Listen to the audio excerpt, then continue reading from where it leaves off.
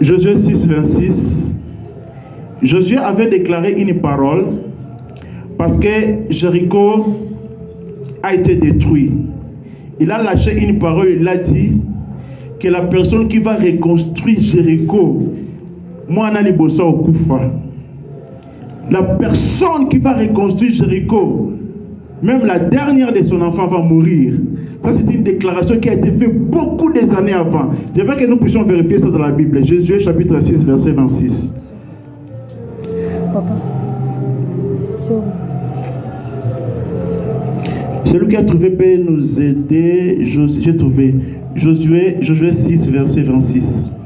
Ah, maman peut faire lire Josué 6, 26. Josué 6, 26, nous lisons au nom de Jésus. Amen. C'est fit alors que Josué jura en disant: maudit soit devant l'Éternel l'homme qui s'élèvera pour rebâtir cette ville de Jéricho. Il en jettera le fondement au prix de son premier-né, et il en posera les portes au prix de son plus jeune fils. Amen. Amen. Vous avez écouté. Il a prononcé cette parole, les chercheurs, ils ont dit, il a prononcé cette parole 500 ans déjà passé. Même Josué lui-même, il était mort. Il a dit, oh, celui qui va construire cette ville, que son premier-né puisse mourir, et la dernière aussi doit mourir. Nous allons maintenant vérifier ce qui s'est passé. 1 Roi chapitre 16, verset 34. Vous allez comprendre là où provient le problème. 1 Roi 16, 34. Maman, si vous avez trouvé, vous allez encore lire. 1 Roi 16, 34. 1 Roi 16. Yeah. 1 Roi 16, 34. Nous devons vérifier ça dans la Bible pour que vous puissiez comprendre. Et dans non. Que vous puissiez voir de vous-même qu'est-ce qui s'est passé dans la parole de Dieu. De son temps, Eliel de Bethel bâtit Jéricho. Il a bâti Jéricho. Il en jeta les fondements au prix d'Abraham, son premier-né. Il en jeta les fondements au prix d'Abiram, son premier-né. Son premier-né, et il apposa les portes au prix de Ségum. Son plus jeune fils, selon la parole que l'Éternel avait dite par Josué, fils de Nun. Amen. Je ne sais pas si vous avez compris. La Bible dit de son temps, Hiel de Bethel bâtit Jéricho. Et pourtant, l'homme de Dieu avait parlé, celui qui va reconstruire Jéricho, qui soit maudit. Le premier enfant va mourir et le dernier enfant va mourir. Lui, lorsqu'il a commencé à construire, qu'est-ce que la Bible dit? Il en jeta les fondements au prix d'Abiram, son premier-né. C'est-à-dire que son fils a été sacrifié. Et il en posa les portes au prix de Ségam, son plus jeune fils. Moi, l'aîné à Souka, il est aussi parti. Selon la parole de l'Éternel avait dit, pas Josué, fils de Nun. Les chercheurs, ils ont comparé les temps, ça fait 500 ans. L'homme de Dieu avait parlé, a déclaré, ici Maloba. Mais Maloba, on a des paroles qu'il a prononcées, ça s'est concrétisé dans la vie d'une personne qui n'a même pas vécu durant cette génération. Le premier-né est mort lorsqu'il a fait la construction, aussi décédé, il est mort à cause de la parole Maloba. Il y a d'autres problèmes qui arrivent dans nos vies à cause des paroles qui ont été prononcées par quelqu'un dans la famille. Il a parlé. Vous voyez, il y a des fois lorsque nous partons au cimetière, il y a des familles qui parlent, ils déclarent des paroles. Les gens ne savent pas des paroles là, les conséquences que ça mène dans des maisons. Il y a des fois, lorsqu'il y a des problèmes dans des familles, vous allez voir même un leader de la famille, il va prononcer des paroles. Et vous allez voir cette parole aura des conséquences de génération après génération. Maintenant, il faut qu'une personne qui connaît le Seigneur puisse enlever, puisse renoncer, puisse détruire les paroles qui ont été prononcées par l'un des membres de la famille, que ce soit au cimetière, que ce soit dans des réunions familiales, que ces paroles soient détruites. Parce que la Bible dit celui qui est en nous est plus grand que celui qui est dans le monde. Amen. Amen. Amen. Amen. La parole de l'homme a une puissance. La Bible dit la vie et la mort sont au pouvoir de la langue. La vie est la fait déclarer la mort. Celui qui va construire, il va mourir. C'est-à-dire le premier-né va mourir et le dernier. Pourquoi cette mort dans notre famille? La mort provient de la parole que Josué avait prononcée des années. Amen. Amen. Il y a des problèmes qui arrivent à l'homme. Des fois, ça provient de l'homme lui-même. Que ce soit l'homme de la famille, que ce soit peut-être lui-même des paroles prononcées. Amen. Amen. Pour que nous puissions sortir de cela, nous devons dénoncer toutes les paroles qui ont été prononcées dans nos familles. J'aimerais, pendant quelques minutes, avant que je puisse continuer, je voulais que tu puisses dénoncer. Il y a des paroles qui ont été parlées peut-être dans la famille, peut-être dans les cimetières, peut-être lorsque tu avais fait quelque chose, tu as dit moi la moquée, à cause de la colère de la grand-mère, à cause de la colère de l'oncle, à cause de la colère, il a prononcé une parole, toi tu ne sais même pas. Et cette parole a des conséquences aujourd'hui. J'aimerais que tu puisses maintenant dénoncer cela, renverser ces paroles par la puissance du sang de Jésus. Il y a d'autres problèmes qui sont provoqués par Dieu lui-même. Il y a des problèmes. Je veux juste vous donner l'exemple de Jonas. Jonas, il a l'appel de Dieu. C'est un homme de Dieu. Jonas fuyait Dieu. Il fuyait l'appel de Dieu. Jonas est entré dans les bateaux où il y avait des commerçants, des hommes d'affaires, des femmes d'affaires qui devaient voyager. Jonas est entré dans les bateaux. Sa présence dans les bateaux a provoqué les problèmes. Ce n'était pas le diable, ce n'était pas les démons, c'était Dieu. C'était Dieu qui avait empêché. Au lieu que les bateaux puissent prendre l'allure, les bateaux prenaient l'autre direction. Et ils ont commencé même à faire des incantations. Prions. Ils ont dit, oh, peut-être, il y a beaucoup d'histoires dans les bateaux, ce sont les histoires dans l'eau. Il y a des gens qui ont perdu leur capital à cause de Jonas. Jonas était le problème. Jonas fuyait Dieu. Ce n'était pas les démons, c'était Dieu lui-même. C'est pourquoi il y a des fois, en tant que serviteur de Dieu, servante de Dieu, lorsque tu pries pour quelqu'un, il faut demander au Saint-Esprit, Saint-Esprit, qu'est-ce que je dois faire? Parce que le Saint-Esprit connaît beaucoup de choses. Amen. Amen. Le Saint-Esprit peut te dire, non, mon tour qui m'entend. Mon tour est dans les Camboboy. C'est le Saint-Esprit qui connaît toutes choses. Le cas de Jonas, on l'a trouvé en bas du bateau. On dit, mais toi, qu'est-ce que tu fais? Il y a un problème dans les bateaux. Prie aussi ton Dieu. Écoutez ce que Jonas a dit. Je suis en train de fuir celui qui a créé les cieux et la terre. Qu'est-ce que nous devons faire pour la solution? Il dit, jetez-moi dans l'eau. Un homme qui... Jonas avait un cœur terrible. Nakufa kaka. Nakufa nzambe comme ça, c'est pelané kaka. Jette-moi dans l'eau. Mais Dieu était vraiment compatissant. Il a envoyé un gros poisson pour le préserver. Amen. Amen. Amen. Amen. Le problème, c'était Jonas. Amen. Amen. Je vais vous donner un autre exemple. 1 Samuel chapitre 1, verset 1 à 5. Vous connaissez l'histoire. 1 Samuel 1 à 5. Il y a d'autres problèmes qui arrivent dans nos vies. C'est provoqué par Dieu lui-même. Anna, elle avait un problème. Le problème de Anne, ce n'était pas les démons, ce n'était pas la sorcellerie, ce n'était pas l'envoûtement, c'était Dieu. Je vais vous prouver ça. Peut-être que tu n'as pas encore bien lu ça. 1 Samuel 1, verset 1 à 5.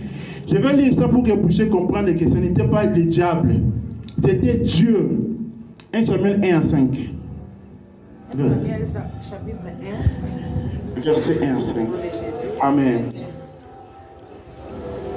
Il y avait un homme de Ramatin, de la montagne d'Ephraïm nommé Elkana, fils de Jéroam, fils de Liu, fils de Tohu, fils de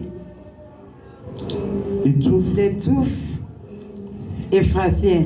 Il avait des femmes dont L'une s'appelait Anne et l'autre Pénina.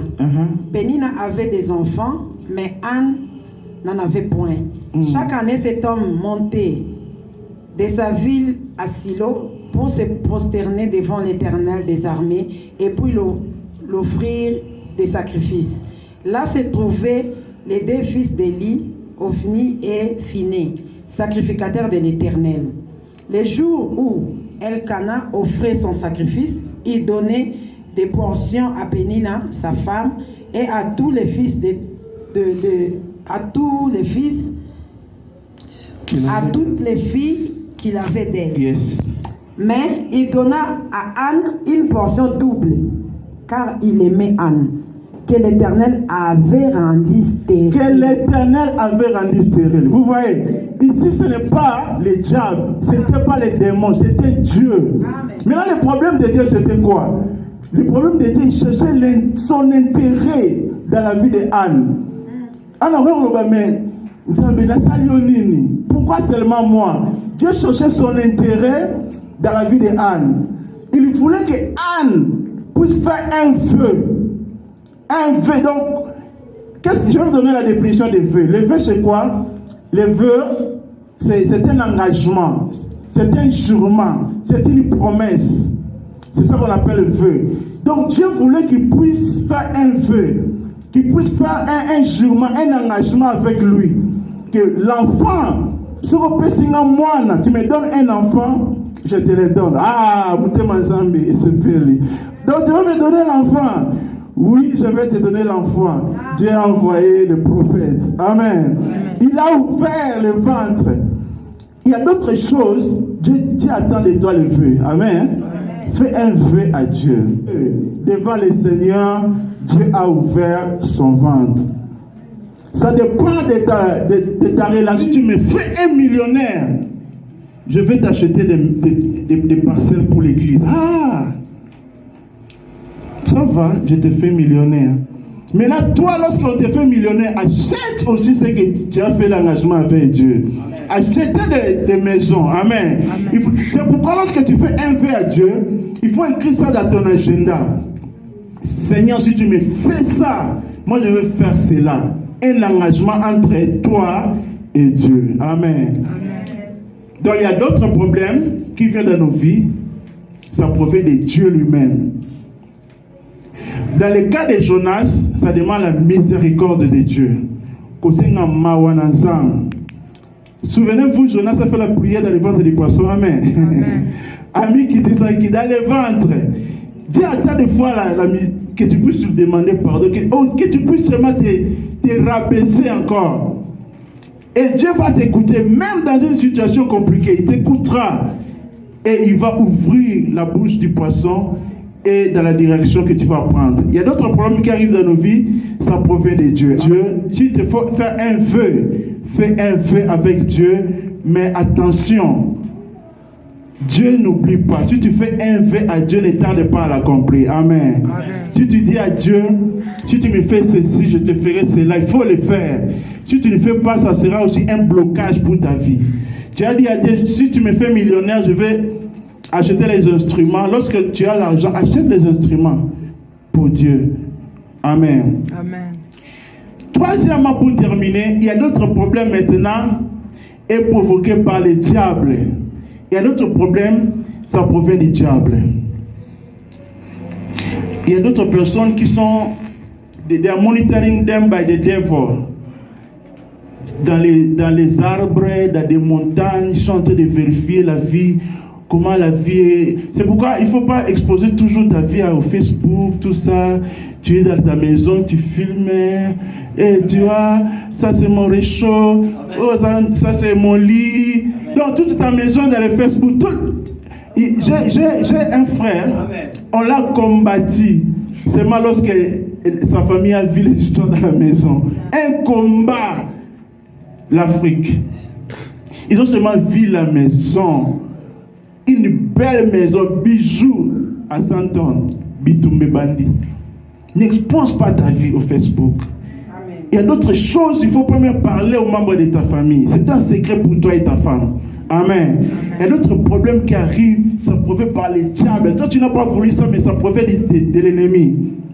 Marc chapitre 8, verset 22 à 26. Ça, je vais seulement expliquer. Marc chapitre 8, 22 à 26. Il y avait quelqu'un qui était aveugle et on a supplié Jésus-Christ de guérir le monsieur en question. Jésus-Christ l'a fait sortir hors du village. Les villages, il y a des problèmes au village. Amen. Il y a les villages qu'on a, les villages des Basongue. Je ne sais pas si vous connaissez les Basongue. Il y a une sorcellerie. Basenda. Félix voulait partir là-bas, au Kassai, précisément chez les Basongue. À Babungi, c'est là. Bazana GPS Babungi. Parce que le chef du village, le chef du village devrait accorder, accommater. Parce que quand dans le sud, se retrouver au nord. Sorcellerie comme. Ils cherchent à mettre l'électricité au Kassai, précisément chez les Bassons. Ils ont refusé. Les chefs coutumiers ont dit pas d'électricité ici. Nous préférons comme ça. Alléluia. La Bible dit Jésus-Christ, on a supplié Jésus de guérir un homme. Il a fait sortir hors du village. Il y a des maisons lorsque tu entres. C'est pourquoi lorsque tu entres dans une maison, il faut prier. Il y a des maisons lorsque tu entres, il y a la présence du ténèbre. La présence du ténèbre était dans ce village. Lorsque Jésus l'a fait sortir, et il a prié pour lui, et il était guéri. Donc le problème, c'était le village. Amen. Amen. Chapitre 13, verset 10 à 13. Ici, c'était une femme qui était courbée. La Bible dit la façon qu'elle était courbée comme ça, c'était dû à l'infirmité. Il y avait un esprit derrière. Donc sa vie était courbée pendant 18 ans. 18 ans de souffrance. Il marchait comme ça courbé. Lorsque Jésus-Christ l'a vu, il a prié pour lui, il a chassé l'esprit et sa vie est redevenue normale. Il y a d'autres problèmes qui arrivent dans nos vies. Ça peut courber toute ta vie. Ça peut courber ton avenir. Ça peut courber en sorte que tu ne puisses pas avancer. Il faut chasser l'esprit. Si le Saint-Esprit te dit cet esprit ne sort que par jeûne et prière, il faut gêner. Il faut prendre ta vie au sérieux. Amen. Gêner. N'a besoin de changer. Et tu vas voir que ta vie va prendre une forme. Amen. Nous voulons maintenant prier.